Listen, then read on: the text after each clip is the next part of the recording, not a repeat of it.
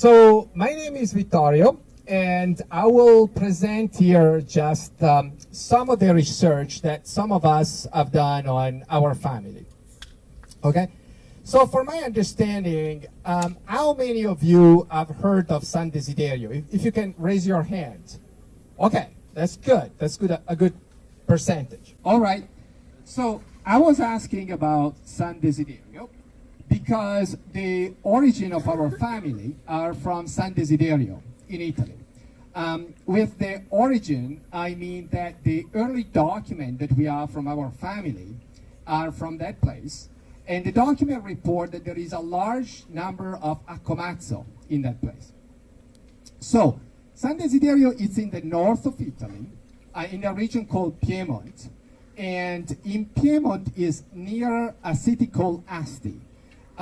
In Asti, there is a lot of vineyard. They do a lot of wine. There is the Asti Cinzano, there is the Barolo there is the Brunellesco. And in Asti is slightly on north of Asti, there is San Desiderio. So in San Desiderio, they used to grow a lot of vineyard, especially in the 1800s. And they used to grow specifically Barbera grapes, and they used to make Barbera wine, okay? Lots of Barbera wine. In San Desiderio, in the 17 and 1800, they also used to grow hazelnuts. You might be familiar with the Ferrero Rocher, the Nutella. Are you familiar with the Nutella? Well, it's from that area. Nutella is effectively hazelnut cream. And Nutella, and the Ferrero, the company that makes Nutella, is from Alba, which is very, very close to San Desiderio, okay? In San Desiderio, there are also truffle, both black and white truffle. And there are a lot of them, and they are just delicious and very expensive. Now, from San Desiderio, we retrieve a lot of documents. First of all, we retrieve baptism certificate, marriage certificate, and death certificate from the church of San Desiderio. And the document from this church they go from 1713 to the beginning of the 1900. Those documents are in Latin, the one in the 1700, and in Italian, okay? Then we retrieve a bunch of documents from the municipality of Cagliano, which San Desiderio belongs to. And those are the documents of the Napoleonic Empire. So from 1805 to 1814, when the Battle of Waterloo put an end to it. Those documents are in French. And then we have documents from other municipalities nearby, San Desiderio, for example, Ottolengo Piccolo, Penango, and Cagliano, which we retrieve through Ancestry.com, thanks to Robin, and also going through this municipality as well. So altogether, we have about 2,700 documents that talk about our family. And effectively, the research that we have done is really based on all these documents. You can find this document online in accomazzo.org, where you can also see the tree of our family. Now, you can go there and do a search on this document. If you do, please keep in mind that the document are in 3 languages, Latin, Italian, and French. So you will have to search with different spelling, the same name, across all these type of documents. What emerged from these documents is that the Accomazzo are landowner. They typically own, a reasonable sized land. And so they basically work the land that they own.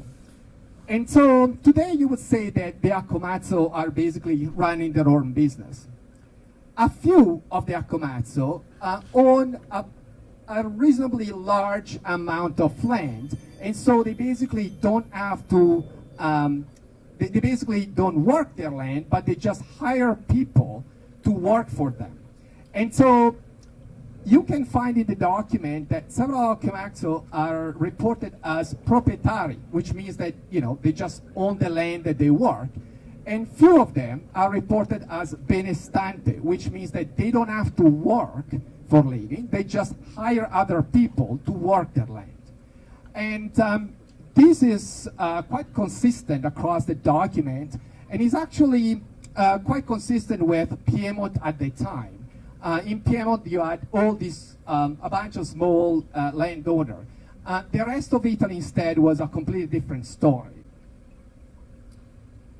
Okay, in San Desiderio, there were a lot of Accomazzo in the 17 and 1800, and I mean a lot. Okay, so you basically have that 80% of the newborn, they either had their father, which was an Accomazzo, or their mother, which was an Accomazzo. Okay, so here you can see the graph that report the birth in San Desiderio from 1714 to 1837. The blue charts are the birth of newborn with the father in Accomazzo. If you double the blue bar, you will basically account for the newborn with the mother in Accomazzo. And so you get to the 80% figure that I mentioned. So again, there are a lot of Accomazzo in San Desiderio in the 17 and 1800. Now, with this many Accomazzo in San Desiderio, you can understand that an individual cannot just identify themselves with the last name, right? And so the Accomazzo, they start to identify themselves with their ancestor. And this is fairly common at that time. But, you know, these will get really ingrained in the Accomazzo family, as we'll see shortly. So effectively, the Accomazzo identify themselves with their lineage, because all the family start to identify a single ancestor. Also, with 80% of the population being directly related with an Accomazzo, you understand that it's normal to have marriages within the family. So an Accomazzo married an Accomazzo. Not necessarily a cousin, but an Accomazzo. And this is a very important characteristic of our family, because I always get the question, are we all related? The answer is yes. And then I get the question, do we have a common root, a single person from which we all descend? And the answer is no. We are related because of these marriages in these families. So you have the families are related in multiple ways through marriages. If you look at our at the website, which report the tree, our genealogy tree, you will see line going all over the places because there are those marriages. Okay, so it is very important to keep in mind. Now we talked about the lineages. The oldest lineage of the Accomazzo family is, without any doubt, the Rolando lineage. The Rolando lineage comes from Accomazzo Rolando, which is an individual that appeared in the document in 1742, and he was probably born around 1720. Rolando lives in San Desiderio. He has a brother, Paolo, which get married and has children in San Desiderio. And he married Anna Caterina in San Desiderio, which is an Accomazzo as well. Rolando has several children, and his nephew is called Giuseppe Detto Rolando. Giuseppe Detto Rolando is definitely a relevant figure of the community, of the family, and of San Desiderio at that time. Giuseppe Detto Rolando is a benestante, and therefore doesn't have to work for living, and he married Clara Accomazzo, which is another benestante. So Giuseppe gathered quite a significant amount of wealth in San Desiderio. As a matter of fact, Giuseppe is able to leave to each one of his sons, and he has 3 sons, an entire farm. Giuseppe leave to Giambattista the Mongartone farm, the farm that the one of you that went to San Desiderio visited last year. Giambattista is the grandfather of Edoardo Terzilla and Alfredo Dante. So is effectively, I think for most of you, one of your direct ancestors. Mauro will talk about, the Edoardo lineage, and then Sally will talk about Dante. So basically, it will describe this part of the lineage, okay? I'll talk about the entire family here. So Giuseppe also lived to his son Tommaso, the Farmolenta farm in San Desiderio. Tommaso builds next to the farm a fairly nice church, which is still standing there. And Tommaso has had a few male descendants, which are still alive today. But there are two of them, and they are in the 60s. Actually, I think close to 70 years old. So they don't have any children. So I'm afraid that it is safe to assume that that lineage, at least the male descendant of that lineage, will disappear in a few years. Also, Giuseppe has another son called Antonio Rolando. And to Antonio, Giuseppe will leave the Casa Rolando in San Desiderio, which is a very large farm with a lot of land. And Antonio, unfortunately, doesn't have any more male descendants. So the bottom line is the only male descendant of the Rolando family are actually here. It's you guys, okay? There are no more left, so no pressure. But okay, now let me share three important things about the Rolando lineage. So, first of all, the name. We always refer to Giuseppe detto Rolando, but his name is Giuseppe. If you go and check his baptism certificate, is Giuseppe. However, in the document, we see that the priest always report Giuseppe detto Rolando, which means Giuseppe known as Rolando, or Giuseppe of the Rolando lineage. And the priest does that only for this Giuseppe. Any other Giuseppe was like Giuseppe, son of such and such, okay?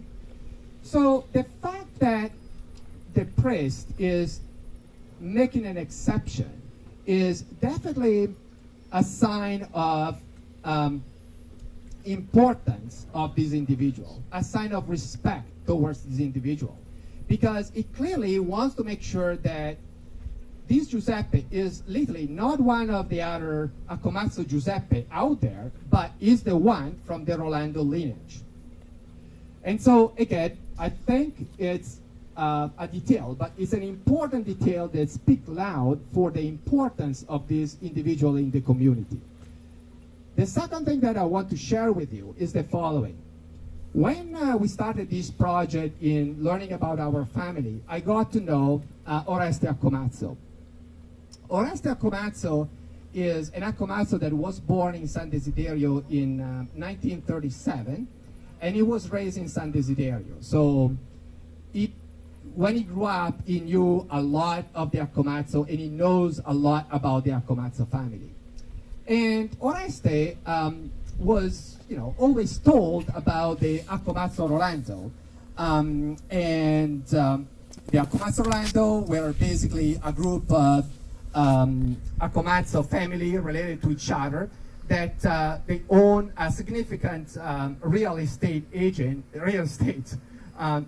San Desiderio, like these three farms that I mentioned out there.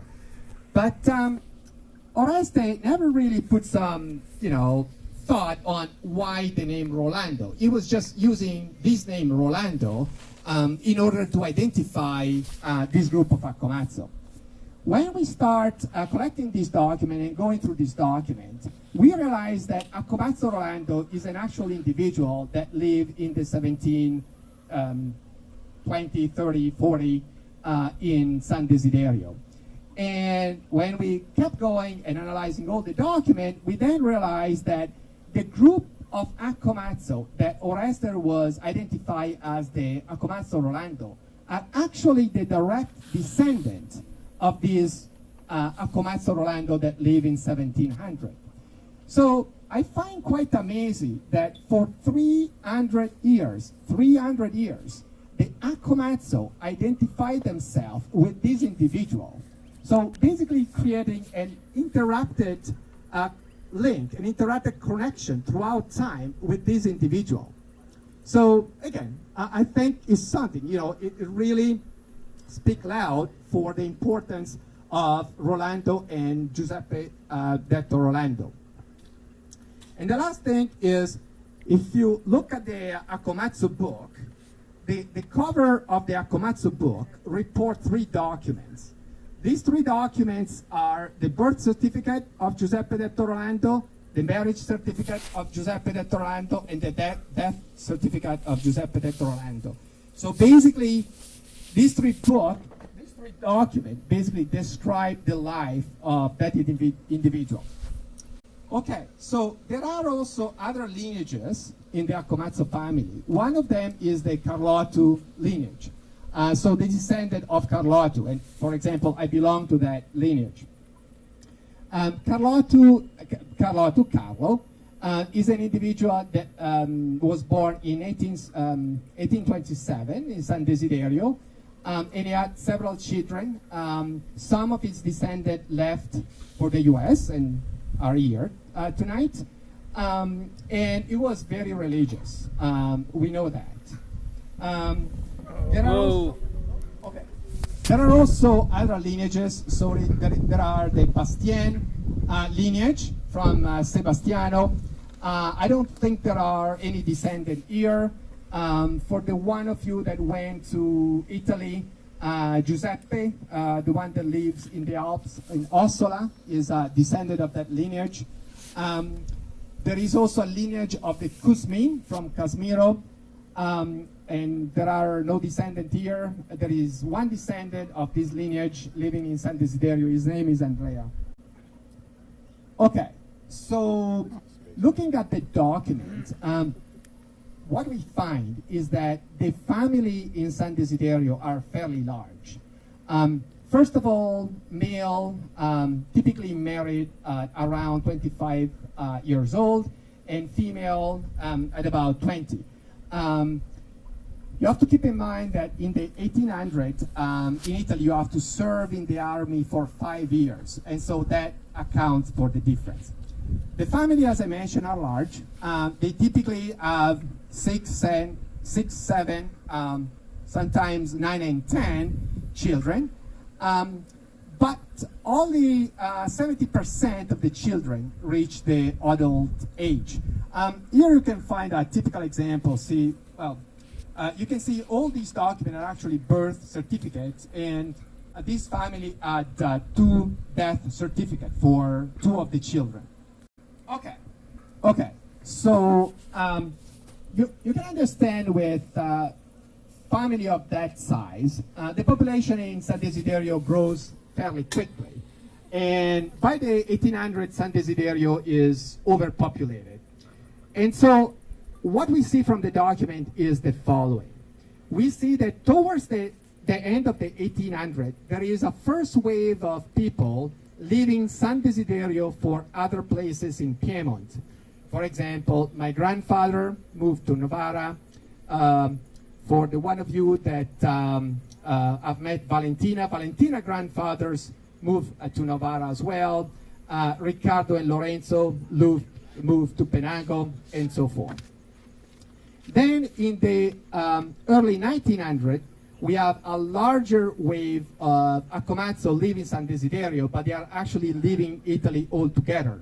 And so they are moving mostly here in the US, and one family moves to Argentina.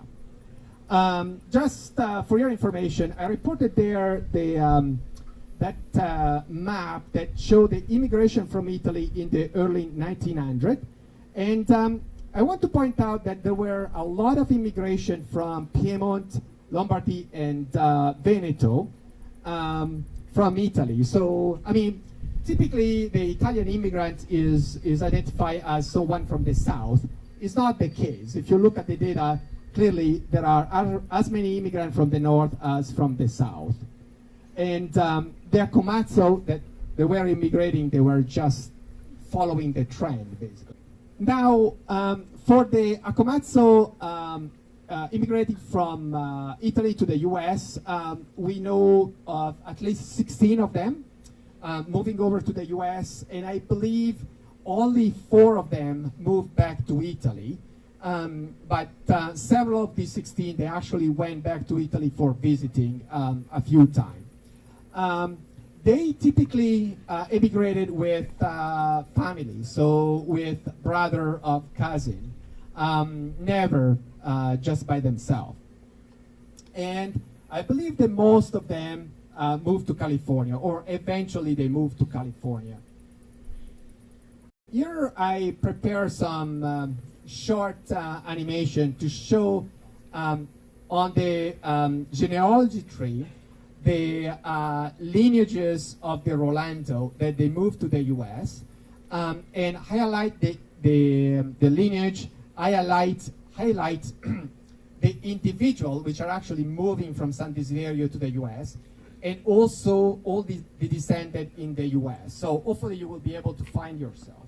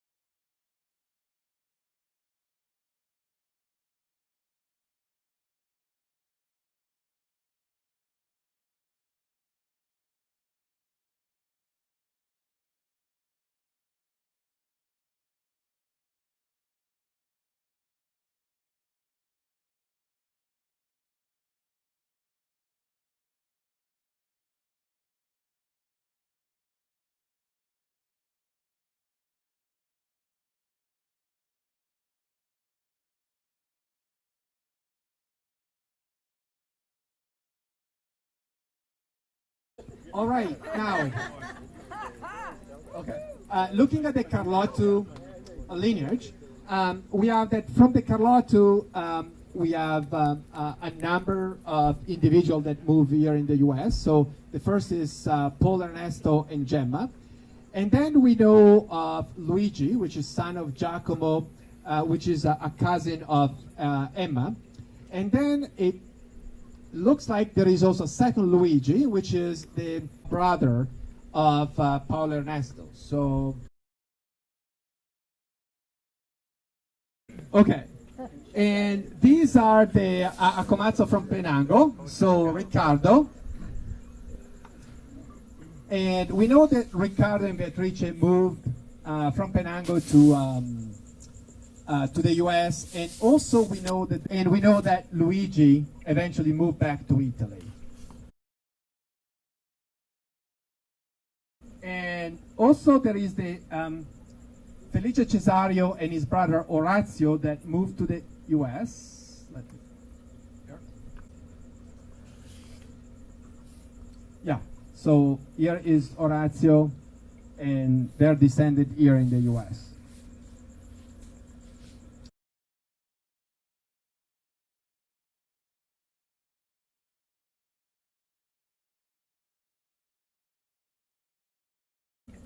If you want to know more, if you want to check yourself the tree, go to accomazzo.org. You will see the tree. You can search the document.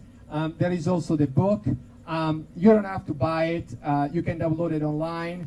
If you want a printed copy, you can order from there. As I said, if you want to be added to the tree, let me know. If you want to be removed from the tree, let me know. If you're wondering who made this possible, are basically 5 individuals. So Gianmarco Accomazzo, the one on the left of the picture, is the one that asked the patient to go through the Italian bureaucracy to get to the archive and give us the document. I mean, it's a hero. Yes. And then there is Oreste Accomazzo, the older gentleman on the right. Oreste is, as I mentioned, the one that was born and raised in San Desiderio, so he knows a lot about San Desiderio and the Accomazzo family. Then there is Mauro, which is here, and we'll do a presentation shortly about the Eduardo. Robin, which she's super good in looking up Accomazzo information online, better than Google. I mean, really. And then there is me. I mean, what I do is really just putting everything together and maintaining the website, really. There are a lot of things that we don't know about our family, both in Italy and here in North America. But there is one, which is the following, which I feel is particularly important for one of us, specifically for Oreste.